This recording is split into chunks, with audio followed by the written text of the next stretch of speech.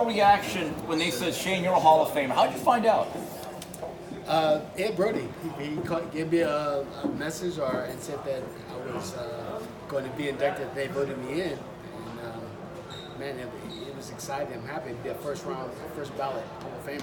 I mean, a lot of people sometimes they don't even get a chance to be Hall of Famers, and there's some people that deserve to be Hall of Famers that haven't been called yet. And for me to be the first ballot, that's great. Who was the first person you told? The first person that I told, I think everybody they kind of told. They was telling me they got it on Instagram, social media, and they were letting me know that you won. You're a first round Hall of Fame or whatever. And my girl, I told my girl, and she told me, and we was going back and forth about it. And so happy. What was the reaction of your father? Because he started you off in this. My father, oh man, congratulations, son! You made it. You made it to Hall of Fame, and really, it's both of us. We both. I believe that the victory or me being inducted to Hall of Fame is actually a sign of how great of a trainer and how great of a father that he was. For me being who I am today, because he was with me for every step of the way since I was 8 years old, even to the end. So he was very happy because me getting inducted is just like him being inducted. I'm sure he's going to be inducted one day because he was Trainer of the Year twice before. What was your career highlight? Anything particularly stand out among all the victories, all the moments you've had? I think the career highlight of my career was fighting Oscar at the Staples Center, the first one at the Staples Center, and beating him. I believe that that gave the world a chance to see and to respect just how good I was from the gauge of fighting Oscar De La Hoya. Any regrets? Anything you look back at wish you could change? I mean, the only regret I think that in the boxing, because I love boxing so much. I'm a true boxing person. I would have to say the whole scandal, the whole Balco scandal thing. I think that I shouldn't have listened to my training coach, Daryl Hudson, whoever it was, and took his advice to go with him to go see this other guy in Balco. So I think that was my low. If I wouldn't have did that, then my boxing would be clear. What do you think of all the boxers who are with Balco, Victor Conti these days? A lot of fighters are with them, Gennady Golovkin, a new one.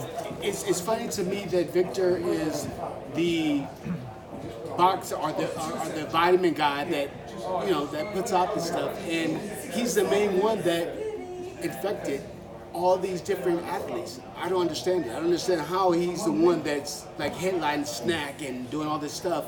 It's incredible to me that he's still around in the boxing world because he's the one that actually did it. Mm-hmm.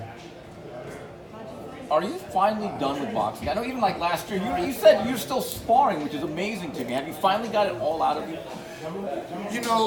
I would have probably still been boxing if I didn't.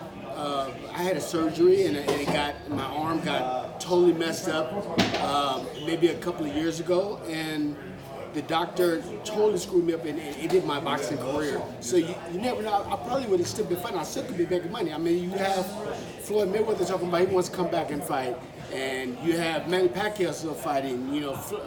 Foreman fought till he was 48 or 49, and Roy Jones was fighting. You have all these different people that fighting and still making good money. You never know. I mean, I could have came back, but now I can't. It's for sure that I won't be able to come back. So are you now a trainer, or you just happen to be training a guy? I trained a couple of guys. I've trained a few guys that fought professionally, amateur, my son. So I wouldn't say that I'm a full-time trainer, but Jake Paul was my friend, and I told him that if you're gonna do this boxing stuff, you want to really know how to box. You gotta learn all the correct stuff, correct technique, correct moves, and know how to fight. Sorry to interrupt. Go ahead. Yeah, that's it. Oh. Well, congratulations. You've had an amazing career of now being in the Hall of Fame. There's a lot of criticism with YouTubers coming into boxing. There's people that love it and there's a lot of hate. As a Hall of Famer, what made you get into it and becoming a trainer of one of them? Well, like I said, Jake Paul is my friend first. Before I for a fighter, and I'm looking out for the best well-being for him. Make sure that if he's going to come into this sport, that he's going to do it right. And at the same time, I think that it's entertainment. Boxing is entertainment, and this is entertainment. And how else would they get started? Like how does a guy get started boxing? He'll go to the gym and he wants to fight. Jake Paul happens to be a YouTuber or a celebrity that wants to know how to fight. And he's really taken to it as like a real fighter, like a fighter's mentality, like a person that's coming off the street that wants to know how to fight. He's that type of person to me. He really wants to learn. He really has that fighter spirit. And when his brother lost to KSI, I mean, he didn't stop training. After he was training on Logan Paul's camp. And then he continued training through until he's fighting right now. I don't think he stopped training since after the fight. Shane, if you didn't like his effort in the gym, if you thought he was cheating the sport, would you walk away if you felt he wasn't respecting the game enough? If I thought that he was cheating the sport, I probably wouldn't train him because I don't have the time for that. I don't have time for people come in there and making a mockery of the sport.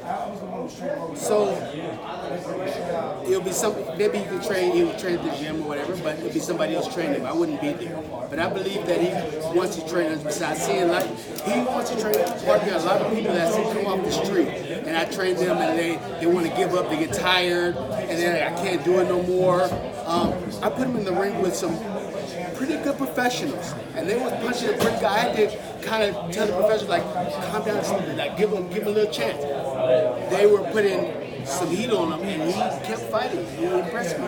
He just kept fighting. And I can't think of the guy's name, Felipe Sergey, but he's down there at Abel Sanchez gym. And Abel Sanchez has a couple of down there.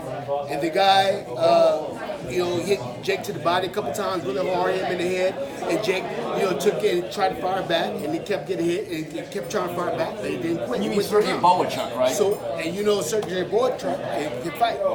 He's real good. Shane, final question for me. I don't know if you saw the Twitter war between Crawford and Spence. I did. Now, you fought everybody, and you never said side of the street. You made sacrifices to take tough fights. Vernon Forrest, Winky Wright, De La Hoya, Fernando Vargas. Are you dismayed by the mentality of fighters today who use excuses not to make fights or make it more difficult to actually make the fights that the fans want to see?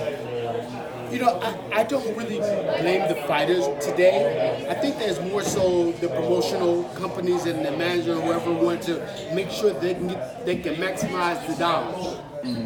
I think that, especially those fighters, so Terence Crawford and Errol Spence, those two fighters, they want to get there and fight and be the best.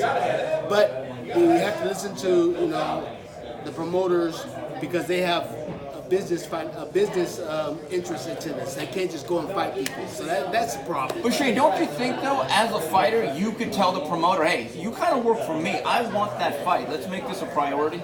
Yeah, you can. You can tell them that, and you want to make the priority. I mean, I've done that a lot of times in my career where I'm like, you know what, I'll take just a little bit, but it's a business. Maybe I wasn't smart. Maybe I didn't do things the right way. Maybe I could have sit back like maybe Floyd or somebody and fought the right fights, and maybe I'll be a billionaire right now. Yeah. Maybe not. I know the sport. You know what I'm saying? So I wouldn't fight.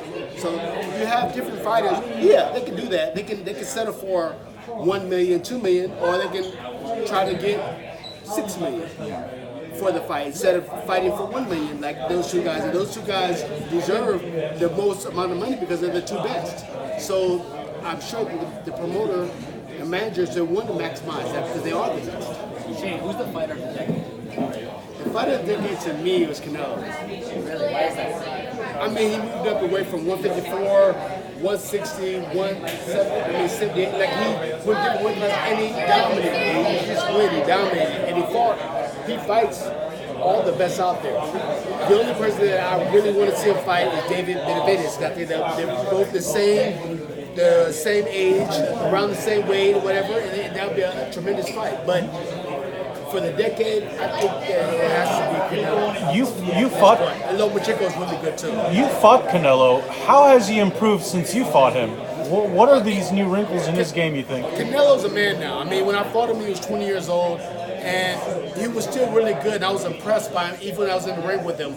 I really was trying to use my experience and just kind of walk him down because I knew that he didn't know as much as I did. But you know, he has a great corner, a great team, and great reaction, great punching power, speed. I mean, the guy's a total package. And then now he's reaching his full form. That's why I believe that he's pound for pound the best right now. I think that he knows old school, new school. He knows how to move. He knows how to punch. I mean, he does that to everything. What's the thing that surprised you the most about him in the ring? The thing that surprised me the most is the knowledge that he had about the game. You know, like I was doing little things like jazz. I was trying little tricks, and he was blocking them and countering, and the speed, the body shot that he would have left body shot. Anybody else would have went down, but I just had too much pride. I couldn't go down like this little kid is not knocking me down or knocking me down. You cannot win. So yeah, at the time I'm 19 years older than him, so I'm like, this little kid's not gonna beat me. But you know, he won. So, and now you see he's pretty much the great. You know? It's obvious he has a lot of talent. What do you make of the coaching that he's also getting with the Reynosos? Oh no, the coaching is spectacular. I mean, even back then, because he was training in my gym when he was getting ready to fight Mayweather, and I got a chance to spend some time with the coaches and watch some of the things that they did, and I was very impressed. I was very impressed with how they make him throw the punches the right way, old school type, and how his speed was, how he sparred. I was impressed with how he bounced around the ring and moved. The running, everything. I mean, everything they do, I was impressed. Shem, why did you pick him as fighter? Big heavyweight fighters coming up with what's that? Deontay Wilder and Tyson Fury in a rematch coming up next month. What are your thoughts on that? You know, I